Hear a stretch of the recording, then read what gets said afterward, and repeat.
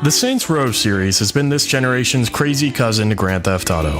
While GTA 4 was more serious and lost some of the fun of its predecessors, the Saints bring it home in spades. With each entry becoming more absurd and ridiculous than the last, the Saints crank it up to 11 with their latest outing, Saints Row 4.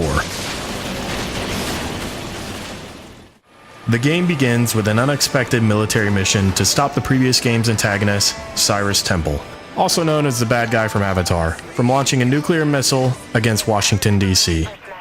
This deceivingly tame mission eventually culminates with the player scaling a missile as it rockets through the atmosphere to Aerosmith Don't Wanna Miss a Thing. Upon succeeding and landing in the Oval Office, you unlock the adoration of America, the presidency of the United States, and your vice president, Keith David, the voice actor of Jules from the previous game, and all-around badass actor. Yeah, I'll catch you later, Josh. A few years later, during your presidential duties, a Shakespeare-loving 10-foot-tall alien warlord named Zinyak attacks the White House and, despite your best efforts, conquers the entire planet and traps you in a simulation of the 1950s which prohibits you from misbehaving. Oh my stars, it's the president! Hi, Howard. What the Upon liberating yourself from the age of Leave It to Beaver, the simulation becomes a heavily modified version of Saints Row 3's Steelport for you to explore for the vast majority of the game. This insane, over-the-top introduction pretty much sets the tone for the rest of Saints Row 4. Steelport is all about living out your most sadistic and hedonistic fantasies. Unlike the previous games, you'll also have access to superpowers which can be leveled up and developed, bringing a welcome twist to the series and breathing new life into the metropolis most familiar to Saints Row fans. Sure, Steelport minus some of the new alien structures is largely the same, but running around at super speeds jumping from rooftop to rooftop helps you forget that most of the time. These superpowers do trivialize vehicles though, as Saints Row has always offered a wide array of entertaining vehicles with a long list of customization options, and it's disappointing that Saints Row 4 doesn't better integrate vehicles into the gameplay. Many of the guns in the game, from the Inflato-Ray to the Singularity Gun to the amazing multi-gun simply titled America, all have a unique feel and are a riot to use, and feel reminiscent of something you'd see in the Ratchet & Clank series. The more normal weapons can be outfitted with various upgrades and skins that can change the animation and sound of the gun as well, and classics such as the Penetrator are back. Mixing gunplay with your arsenal of superpowers creates for some interesting combinations, like freezing someone and blasting them to pieces with an Anton Chigurh-styled silent shotgun, or lighting someone on fire and then telekinetically throwing them a few thousand feet. With all of this power, though, comes a great lack of challenge, and the hardcore difficulty should be chosen from the onset to make the constant upgrades you receive more rewarding. The simulation of Steelport doesn't suffer from an entertainment deficit either. You can race against the clock with your super speed, try and blow up as much of the city as possible in a battle mech, fight in arenas against other superpowered opponents from previous games, commit superpowered insurance fraud, and more.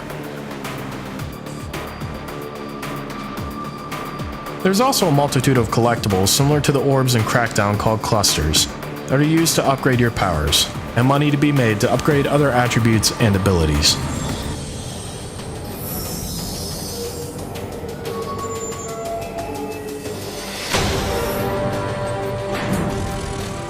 You're beautiful. Thanks. Us talking to the robot. It's power. The extensive character builder is back so you can make any crazy combination of features to wreak mayhem in. But the rest of the graphics are dated with a large amount of slowdown and some really ugly textures. And there's a number of technical problems that might cause you to restart the game, and while the music selections can be amazing at times, radio stations lack the polish and commentary of previous games, and the number of tracks is very limited. The story, oddly enough, is extremely satisfying. Having played all the previous entries of the series, I really appreciated all the consistent references and throwbacks to the other titles. The humor for the most part lands, and the entire narrative bookends this console generation Saints gang very nicely, with an intriguing possibility for future titles left open at the end. The multiplayer component is a bit slapped on and can provide an hour or two of fun with a friend, as you roam the city together, fight each other in city-destroying super battles, or the highlight game mode Cat and Mouse, where one player uses a number of large powerful vehicles to chase and kill the other player as they race about checkpoints in a smaller vehicle, switching roles each round. Some of the vehicle matchups are a lot of fun, while others like the monster truck versus the mouse quad aren't so much. The gameplay is supremely entertaining and without going into spoilers, can suddenly completely change the genre you're playing. It's a rewarding diversion within itself to spot all the movie, game, and pop culture references Volition has thrown into it, with its constant parodies such as Mass Effect-like dialogue sequences with your team, yet another game with Keith David, and if Fox News had a problem with the romantic scenes in that, they might take a little bit more of an issue with them here. All right, Sid, here's the deal. You need me to ravage you. Maybe? Don't worry. I'm fully equipped to pleasure you. Saints Row 4 falls short a bit with its reused assets. You can tell this was planned as just an expansion at some point. Its visuals, technical performance, and for a game of this type, it's a bit short. It can also be a bit inconsistent with humor and gameplay quality, but never hits bottom. It's undiluted entertainment and always brings heaping portions of fan service to the table. While doing nothing wildly new, it does most of what it tries to do pretty well. It never takes itself seriously, and it's a great way to escape and enjoy 20 to 30 hours of your time. Hey, boss! Not now, King. I'm in the zone.